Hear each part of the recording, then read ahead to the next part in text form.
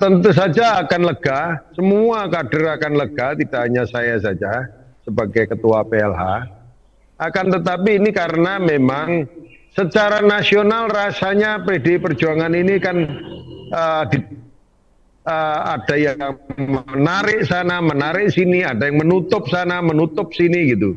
Seakan-akan kita tidak diperkenankan untuk menjadi memiliki calon presiden karena memang harapan mereka banyak partai bukan Pak Ganjar yang dicalonkan tapi yang lain, sehingga mereka juga mempunyai perhitungan tersendiri bagaimana mengungguli daripada calon-calon PDI Perjuangan yang bukan Pak Ganjar. Nah, setelah muncul Mas Ganjar ini, tentu peta politik apakah koalisi besar, apakah koalisi dan lain sebagainya akan berubah. Saya yakin. Ya, kalau nama yang diusung saya tidak kaget. Ya. Tapi kalau pilihan waktu dan momentum pengumumannya surprise menurut saya. Ya. Karena selama ini saya selalu memprediksi PDIP akan mengambil posisi last minute untuk penentuan calon, dan saya kemarin paling kemungkinan ya akhir Agustus, karena tersedia waktu 19 Oktober untuk pendaftaran. Dengan mengucapkan Bismillahirrohmanirrohim, menetapkan Saudara Ganjar Pranowo sekarang adalah Gubernur Jawa Tengah sebagai kader dan petugas partai untuk ditingkatkan penugasannya sebagai calon Presiden Republik Indonesia dari Partai Demokrasi Indonesia Perjuangan.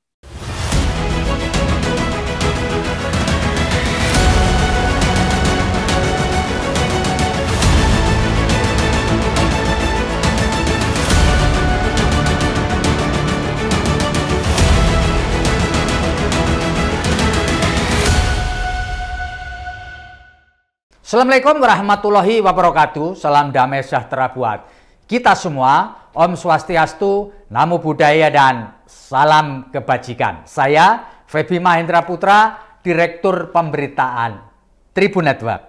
Tribuners, baru saja pada tanggal 21 April 2023 hari ini, tepat hari Jumat, Ketua Umum DPP PDI Perjuangan Megawati Soekarno Putri memberikan kejutan berupa pengumuman mengenai bakal calon presiden dari PDI Perjuangan. Namanya memang sudah tidak asing lagi bagi kita semua. Beliau adalah Gubernur Jawa Tengah Ganjar Pranowo. Dan untuk ngobrolin kejutan pada tanggal 21 April 2024 ini telah bersama dengan saya Pak Budi Sulistiono yang akrab dipanggil Mas Kanang. Beliau adalah Pelaksana Harian Ketua DPD PDI Jawa Timur dan juga pengamat politik dari Universitas Trunojoyo Madura, Pak Surohim Abdussalam. Saya ingin menyapa dua narasumber kita. Assalamualaikum Mas Kanang. Waalaikumsalam Mas. Ya, saya juga menyampaikan Assalamualaikum Pak Surohim Abdussalam. Waalaikumsalam, Mas Feby. Salam sehat. Terima kasih banyak. Saya mau ke Pak Kanang dulu. Pak Kanang, Anda tadi kan mengikuti rapat lewat virtual yang dipimpin oleh Bu Megawati, pengumuman. Pak Kanang, Anda merasa surprise dan terkejut nggak dengan pengumuman yang disampaikan oleh Ibu Ketua Umum tadi, Pak? Pak Kanang? Ya, jadi gini Mas, kalau surprise Pak, ya, halo. Ya Pak, lanjut. Jadi dengar nggak? Halo. Ya Pak, lanjut. Bisa ya, bisa ya. Bisa. Oke. Nah, kalau bisa ya, oke. Kalau masalah surprise atau keterkejutan tentang pengumuman ini, kalau waktu ya, kalau waktu memang sepertinya Ibu mempercepat lah dari target yang yang direncanakan, yaitu paling lambat atau itu kurang lebih bulan Juni. Ya. Itu kita akan kumpul di sana memperingati Hari Pancasila itu 1 Juni.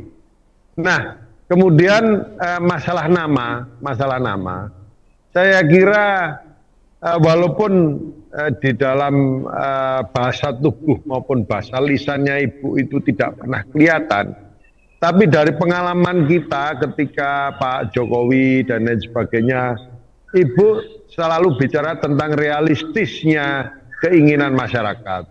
Sehingga dalam hal ini masyarakat jelas melalui survei, melalui langsung dan lain sebagainya, Pak Ganjar memang lebih dikehendaki di dalam masyarakat selain PDI Perjuangan.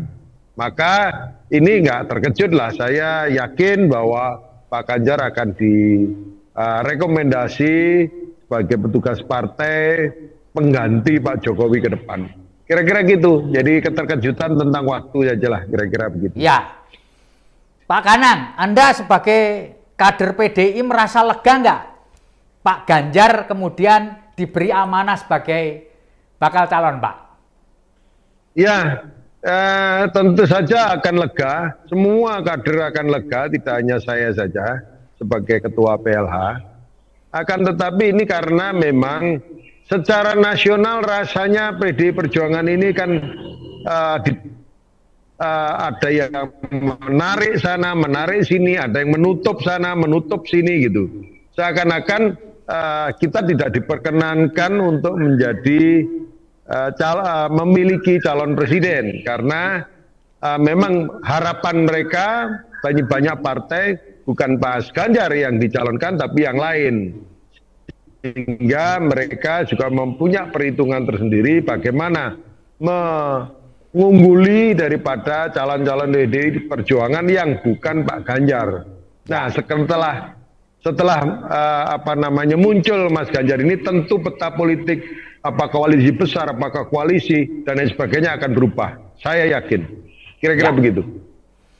Pak Kanang, tadi selain memberi amanah kepada Pak Ganjar, Bu Mega juga memberi amanah kepada Mbak Puan dan Mas Prananda Prabowo. Buat Mas Kanang ini maknanya apa, Mas? Iya. Tentu saja Mbak Puan yang selama ini disorong juga oleh oleh kader-kader internal kita untuk mencalonkan diri dan lain sebagainya, tentu saja ini adalah sesuatu kehormatan juga ya, karena Mbak Puan juga tidak hanya mensukseskan Mas Ganjar, tidak hanya kali ini saja ketika gubernur, panglima perangnya, panglima pensuksesnya adalah Mbak Puan sendiri, sehingga ini saya yakin Mbak Puan sudah tahu karakter daripada Mas Ganjar, karakter pemilih-pemilih Mas Ganjar dan lain sebagainya akan lebih tahu. Itu yang pertama tentang Mbak Puan. Sedangkan Mas Ganjar sendiri, Mas Nanan sendiri, Mas Prananda, beliau sangat pengamat yang baik. Sehingga mereka peneliti yang baik di PDI Perjuangan ini, dia punya tim luar biasa di DPP sana, sehingga ini gabungan antara lapangan Mbak Puan dan tim IT-nya Mas Prananda akan kita gabungkan menjadi satu, jadi kekuatan untuk menjadi tim sukses tidak hanya kepada Mas Ganjar sebagai presiden, tapi PDI Perjuangan sebagai pemenang di hat-trick-nya nanti. Demikian. Ya, Mas Kanang, Bu Mega memilih 21 April pas hari Kartini. Ini adakah makna di balik itu, Mas Kanang?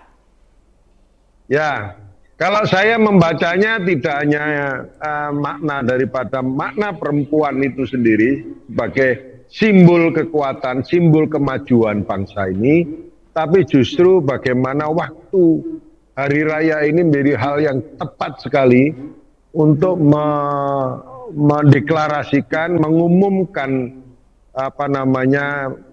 calon presiden yang memang diharapkan betul oleh seluruh warga masyarakat. Jadi maknanya justru ada di hari raya Idul Fitrinya, kalau menurut saya, daripada makna daripada hari Kartininya. Kira-kira begitu, Mas Feby. Ya, oke, saya ingin bergeser sebentar ke Pak Surokim Abdussalam. Pak Surokim, apakah sama dengan pertanyaan saya pada Mas Kanang tadi, apakah Anda merasa surprise Ibu Mega mengumumkan ini sebelum Juni, bahkan sebelum Agustus, dan bersamaan dengan Hari Kartini, dan Mas Kanang tadi menyebutkan pada saat Idul Fitri. Silakan Pak Abdul Salam. Ya, kalau nama yang diusung saya tidak kaget. Ya. Tapi kalau pilihan waktu dan momentum pengumumannya surprise menurut saya. Ya. Karena selama ini saya selalu memprediksi PDIP akan mengambil posisi last minute untuk penentuan calon, dan saya kemarin paling kemungkinan ya akhir Agustus ya. Karena tersedia waktu 19 Oktober untuk pendaftaran itu. Nah, dengan majunya pengumuman siapa yang diusung oleh PDIP di bulan April seperti ini, berarti sebenarnya PDIP ingin mencoba membangun koalisi besar. Ya. Kalau yang pilihan last minute, nah itu kemungkinan besar PDI akan running sendiri, ya, dengan memenuhi persyaratan, tentu saja pemenuhan persyaratan tadi. Tapi kalau waktunya April seperti ini, sebenarnya itu juga pesan dan sinyal kepada partai-partai lain, silakan bagi yang mau bergabung, PDIP sudah punya calon presiden yang akan diusung, yakni Pak Ganjar Pranowo. Nah, saya kira waktu April, Mei, Juni, Juli, Agustus ini, saya kira cukup waktu bagi partai-partai lain yang tertarik untuk mengusung Pak Ganjar Pranowo bisa bergabung di dalam koalisi PDIP. Saya kira PDIP kali ini cukup serius ya.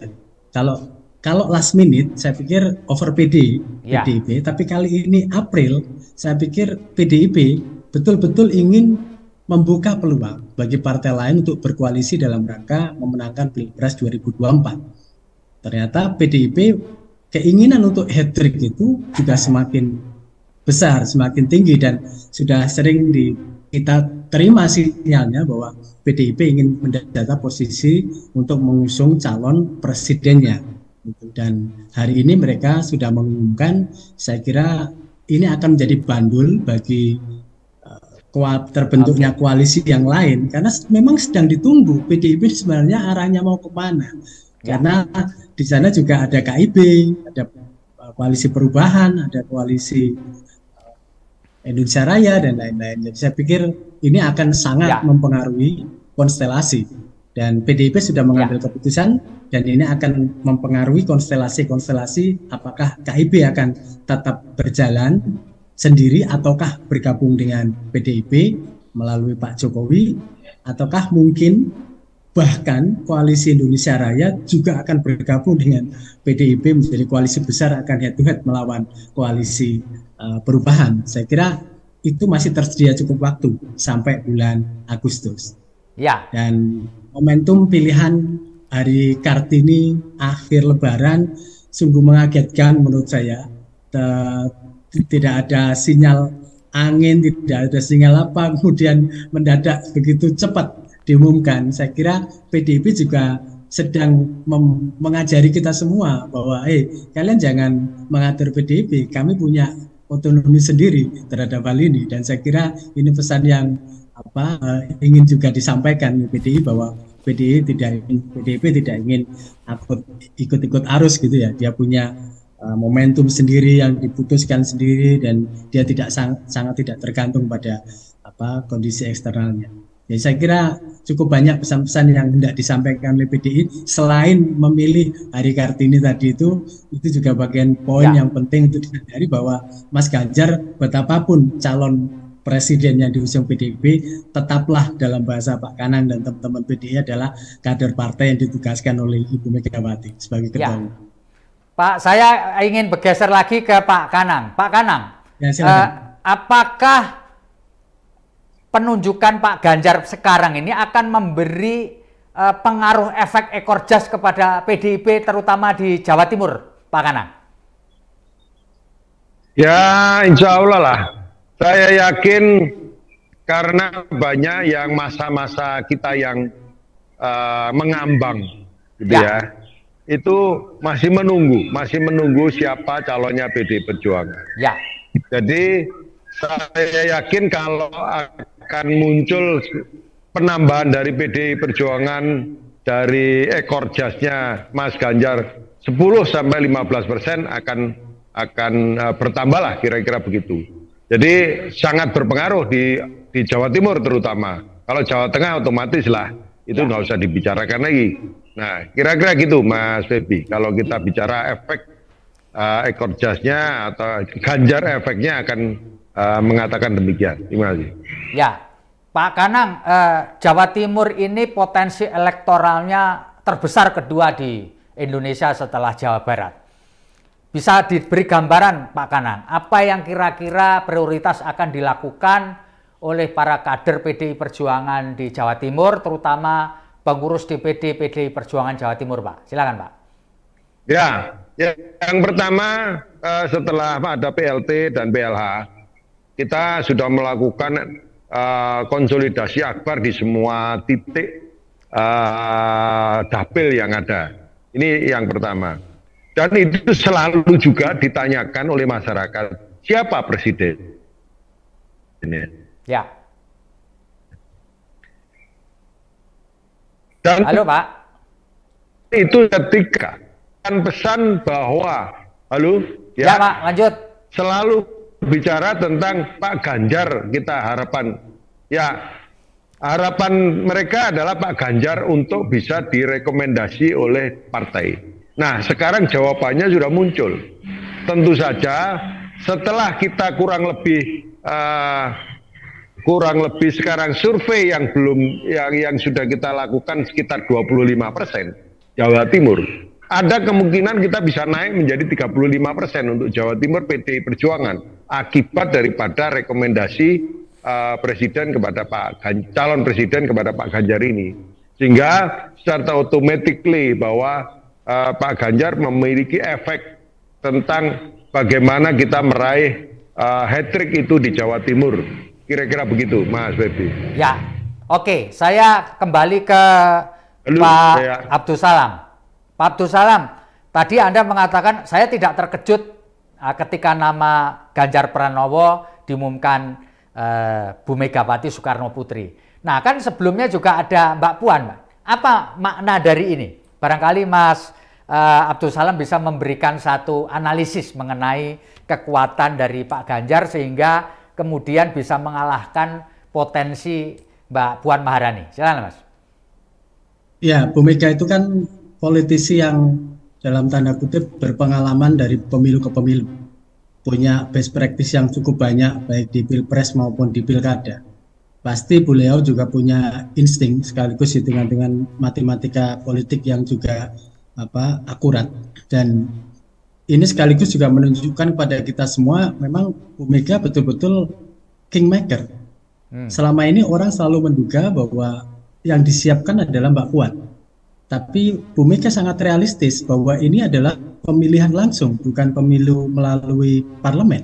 Ya. Kalau pemilu melalui parlemen memang peluang Mbak Puan akan tinggi, tapi karena ini pemilu dilakukan secara langsung oleh voters Indonesia, maka Bu Mega tetap berhitung tentang potensi elektabilitas itu, dan semua mengakui dan realistis bahwa elektabilitas kader PDIP sejauh ini yang paling top chair di internal PDIP harus diakui memang Mas Ganjar, walaupun kemarin sempat ada insiden World Cup itu. Jadi terkait dengan hal ini sekaligus mengkonfirmasi bahwa memang Bu Mega cermat. Sama dengan ketika Mas Ganjar akan running di Pilgub Jawa Tengah periode kedua. Semua orang pada waktu itu, kemungkinan ini Pak Ganjar tidak akan direkom lagi karena mungkin ada friksi yang cukup kuat antara kekuatan Mas Ganjar dan Mbak Puan pada saat itu. Tapi faktanya Mas Ganjar juga masih tetap direkom oleh Bu Mega.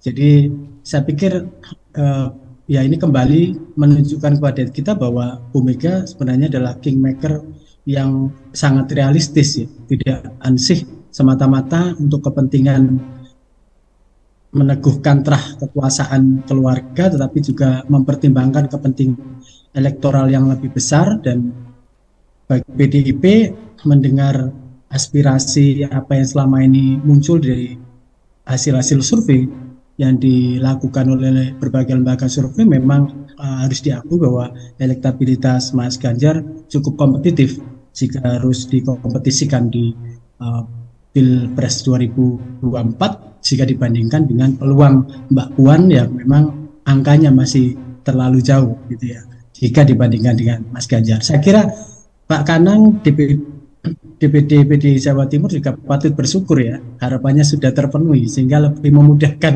langkah beliau untuk konsolidasi di Jawa Timur.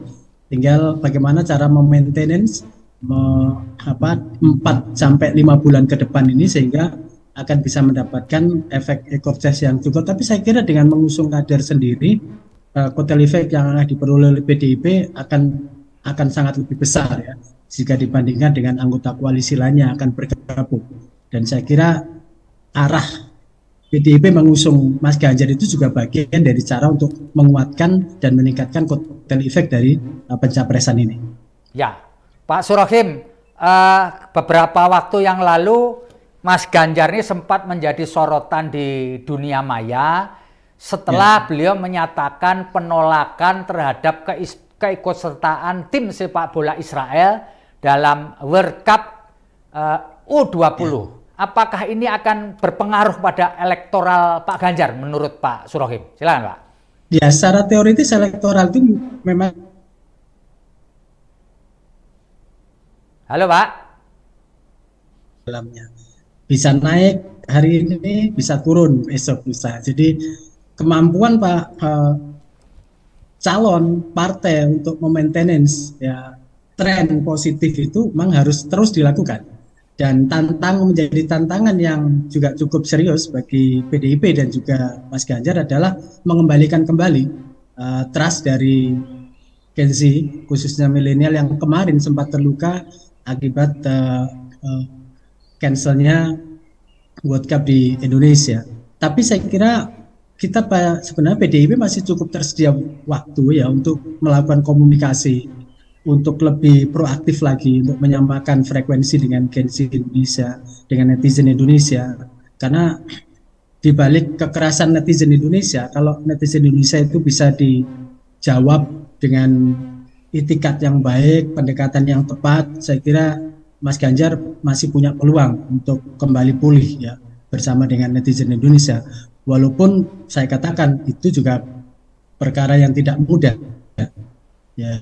Kemarin saya sempat menulis tentang cancel culture itu menjadi catatan bagi semuanya, politisi, pejabat publik untuk terus berhati-hati karena jumlah netizen kita signifikan untuk pemilu 2024 dan itu harus betul-betul diperhatikan agar fenomena cancel culture itu tidak menimpa ya partai politik, tidak menimpa pejabat publik, termasuk juga tidak menimpa para politisi kita. Sehingga menyamakan frekuensi dengan apa yang ada di habit dan pikiran Gen Z Indonesia, netizen Indonesia itu juga menjadi penting saya kira untuk digarap secara serius. Saya kira PDIP juga punya tim untuk itu dan mestinya bisa menyadari bahwa tim itu seharusnya sudah bisa bergerak ke arah sana untuk kembali memulihkan kepercayaan, kendati ceruk suara itu mungkin 17%, tapi akan cukup signifikan pengaruhnya ketika kita ingat teori tentang snowballing politics itu, bahwa itu bisa membesar jika kemudian tidak ditangani secara serius. Saya pikir catatannya di sana. Pak Ganjar punya potensi untuk mendekat dengan generasi Gen Z kita, tapi jelas itu butuh strategi, jelas butuh pendekatan yang mungkin agak berbeda dengan apa yang terjadi kemarin. Ya, Pak Kanang, ini sama dengan pertanyaan yang tadi saya ajukan ke Pak Surohim. Jawa Timur ini gudangnya penggemar bola, Pak. Dan kemarin Pak Ganjar sempat membuat kecewa bersama Pak Koster terhadap pegila bola karena gagalnya Piala Dunia U20. Menurut Pak Kanang, gimana ini Pak? Untuk memulihkan kembali dukungan penggemar bola di Jawa Timur, Pak? Ya betul Mas Febi. Jadi beberapa saat yang lalu memang surveinya Pak Ganjar ini menurun akibat daripada blunder yang disampaikan oleh Pak Ganjar yang seakan-akan penundaan daripada U20 World Cup-nya Piala Dunianya di Indonesia ini di cancel. Nah, padahal sebenarnya itu hanya bagian kecil daripada masukan kepada negara agar kita hati-hati terhadap pelaksanaan yang dihadiri oleh Israel. Nah, dari situlah sebenarnya Pak ini menjadi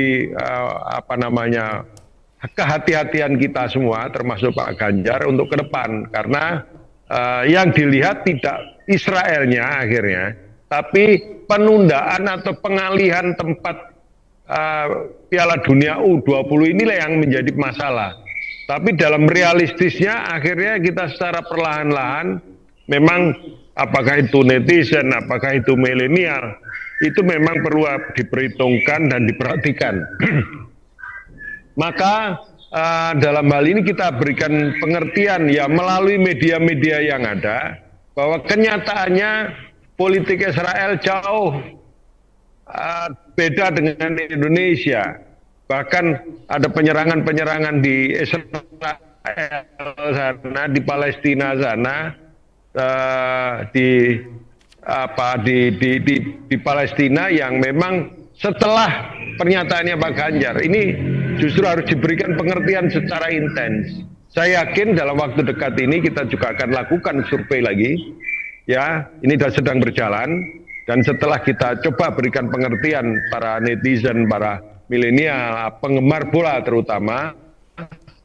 Nah ini saya yakin ini sudah mulai mengerti, sudah mulai meng-calling down kan semuanya, dan nanti saya yakin akan pulih seperti sedia kala, dan kita akan terus deketi, kita lakukan perlakuan dengan baik. Saya kira demikian, Mas Febi. Ya, Pak Surohim, saya mau geser Pak Surohim. Pak, ini kan wakil presiden belum calon wakil presiden atau bakal calon wakil presiden pendamping Pak Ganjar kan belum disampaikan oleh Bu Megawati. Menurut perkiraan Pak Surohim, di antara stok yang ada ini Pak, yang bisa membantu elektoralnya Pak Ganjar itu siapa ya Pak? Ya, penentuan Wapres itu sepertinya akan sangat bergantung pada dinamika koalisi yang akan terbentuk. Ya. Kalau PDIP kemudian sendirian mengusung Mas Ganjar, memang PDIP akan lebih leluasa ya, memasangkan Mas Ganjar dengan siapa saja kehendak Bu Mega. Tapi ketika kemudian PDIP akan membangun koalisi bersama dengan partai-partai lain, maka biasanya PDIP akan memasrahkan target itu kepada koalisi-koalisi yang lain. Karena memang target utama PDIP memang pada capresnya, bukan cawapresnya. Karena persoalan kotel efek tadi itu ternyata yang paling besar itu ada di capresnya. Dan jika kemudian nanti akan terbentuk koalisi besar, saya kira dinamika yang akan terjadi di partai pengusung akan mempengaruhi siapakah wakil presiden yang akan dicalonkan. Seperti kejadian pada saat Pak Jokowi akan mengusung capres yang sempat tarik ulur ya, antara Pak Mahfud MD dan Pak Yai Ma'ruf waktu itu. Dan PDIP mengambil langkah untuk memasrahkan itu kepada anggota-anggota koalisi. Siapa sebaiknya dari anggota koalisi itu.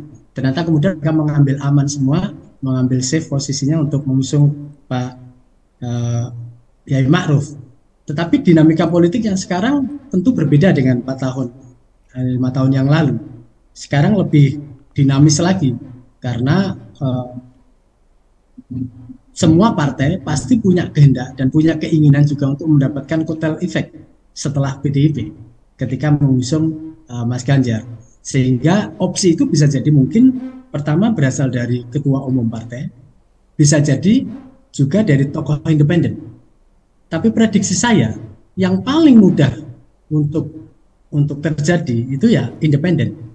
Karena betapapun setiap partai pasti punya ego kepentingan partai-partainya. Maka jalan tengah untuk mengusung wakil dari calon independen saya kira akan lebih mudah. Apakah diambilkan dari tokoh masyarakat, tokoh publik, ataukah mungkin anggota kabinet, ataukah nama-nama yang sudah beredar selama ini. Tapi jikalau opsi yang pertama muncul adalah ketua umum partai, maka peluang Pak Erlangga Hartarto sebagai ketua umum Partai Golkar jika KIP bergabung akan cukup besar karena dia punya kontribusi suara yang cukup banyak diantara jika dibandingkan dengan PAN dan PDIP. Tapi PAN dalam konteks membangun koalisi besar ini lebih proaktif hari-hari ini. PAN lebih proaktif untuk mengambil peran di sana, sehingga PAN juga pasti punya kepentingan untuk itu. Nah, apakah akan menguat ke ketua umum partai ataukah ke calon independen? Kita masih akan butuh waktu mungkin 2 bulan 3 bulan lagi ketika kemudian apakah jadi bergabung KIP itu kepada koalisi PDIP. Jadi menurut saya masih cukup tersedia peluang untuk menimbang-nimbang kembali, termasuk juga munculnya calon-calon independen yang akan diusung oleh partai-partai. Kian banyak partai-partai yang akan bergabung ke PDIP, peluang masuknya calon wakil presiden independen menurut saya akan kian tinggi. Gitu. Pak Srokim, apa mungkin Pak Prabowo akan menjadi bakal calon presiden dari Pak Ganjar, Pak? Termasuk opsi begitu itu, saya kira masih mungkin terjadi. Tapi opsinya saya kira bukan Pak Prabowo akan menjadi capres karena sudah dikunci oleh PDIP bahwa capresnya adalah Mas Ganjar. Maka peluang Pak Prabowo masuk di dalam koalisi PDIP itu paling masuk akal adalah mengisi slot calon wakil presiden. Nah, jika yang terjadi seperti itu, maka saya pikir akan sangat-sangat kompetitif. Mas Ganjar dipasang dengan Pak Prabowo karena memang dua orang ini secara elektabilitas dalam tren setahun terakhir ini selalu memuncaki survei nasional kita. Tapi memang sungguh tidak mudah untuk memasangkan keduanya. Tapi jika angin sedang berpihak dan ternyata kemudian Pak Prabowo legowo untuk menjadi calon wakil presiden dari Pak Ganjar Pranowo, maka saya pikir PDIP akan sangat beruntung. Karena betapapun juga Pak Prabowo ini kandidat presiden yang sudah berulang kali ikut running di dalam Pilpres, punya pengalaman, punya pendukung loyal, dan lain-lain. Tapi sekali lagi itu jalannya cukup terjal. Tapi namanya politik di Indonesia selalu ada faktor-faktor X yang kadang-kadang di luar perkiraan kita. Sehingga saya juga tidak menutup kemungkinan apakah Pak Prabowo tetap bersikeras menjadi calon presiden dan tidak mau menerima pinangan menjadi wakil presiden, itu juga menurut saya belum bagus. Ada orang-orang yang bisa sangat mempengaruhi Pak Prabowo dalam konteks ini, karena Pak Prabowo punya banyak senior di TNI, punya hubungan dan relasi baik dengan Bu Mega, punya relasi baik juga dengan Pak Jokowi. Jadi saya kira Bu Mega, Pak Jokowi, petinggi-petinggi senior TNI itu saya kira masih punya peluang untuk memengaruhi Pak Prabowo untuk bisa bergabung juga dengan koalisi PDIP. Saya kira itu. Ya. Baik, ini pertanyaan pamungkas untuk Pak Kanang. Pak Kanang, apa yang ingin Anda sampaikan kepada kader PDIP di Jawa Timur dan pemilih atau pemilik suara Jawa Timur terkait dengan pemberian amanah kepada Pak Ganjar sebagai bakal calon presiden di tahun 2024. Silakan Pak Kanang. Ya, mungkin saya ikut menanggapi sedikit tentang koalisi tadi, Pak. Ya. Jadi yang pertama tentang koalisi, saya yakin setelah muncul nama Pak Ganjar ini akan terbentuk lagi koalisi-koalisi baru. Ya. Ya. Tentang wakilnya siapa itu, saya yakin koalisi itu akan bicara siapa yang cocok untuk disandingkan kepada Mas Ganjar. Bisa dari partai politik, bisa juga dari komunitas-komunitas tertentu lah, kira-kira begitu. Ya. Nah, itu yang kira-kira tentang koalisi ini akan muncul lah, kira-kira pasti. Koalisi yang lalu ya bisa saja itu langsung klik, tapi yang sudah terkunci adalah presidennya ada Mas Ganjar. Itu pasti terkunci, tidak bisa di UT-UT lah, kira-kira demikian. Nah, kemudian kepada teman-teman saya yang di Jawa Timur, keputusan bahwa calon presiden sudah clear, bahwa Mas Ganjar menjadi bakal calon presiden yang pasti dari PD Perjuangan, maka ini perlu disosialisasi lebih tajam lagi, lebih detail lagi, lebih mikro lagi kepada seluruh masyarakat di lingkungan masing-masing, kemudian ini menjadi spirit kita, bagaimana hat-trick itu akan lebih dekat dengan kita semua. Ini harapan kita. Sedangkan wakil itu kita menunggu. Tentu saja ini biasanya ya di injury time lah tentang wakil ini semua. Nah, maka konsolidasi kita itu segera kita lakukan, semuanya ya, Ma Febri, bahwa kita segera konsolidasi internal kita lebih tajam lagi, kita sosialisasi tentang Mas Ganjar ini, sekaligus kita menata para caleg-caleg kita, sehingga caleg kita secara otomatis akan satu tarikan napas dengan calon presiden. Ya. Kira-kira demikian.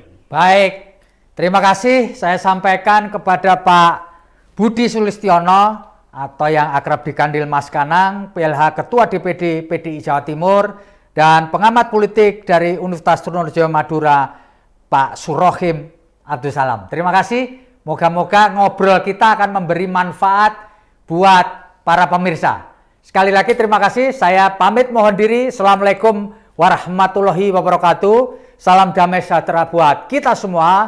Om Santi Santi Om, Namo Buddhaya, salam kebajikan, rahayu, dan jangan lupa tetap bahagia.